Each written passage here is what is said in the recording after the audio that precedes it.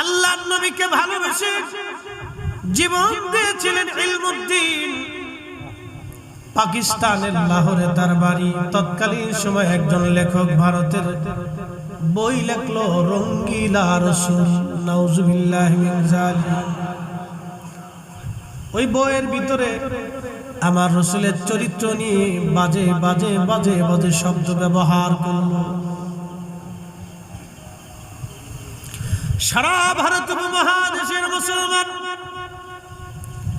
সবাই তেজে উঠলেন।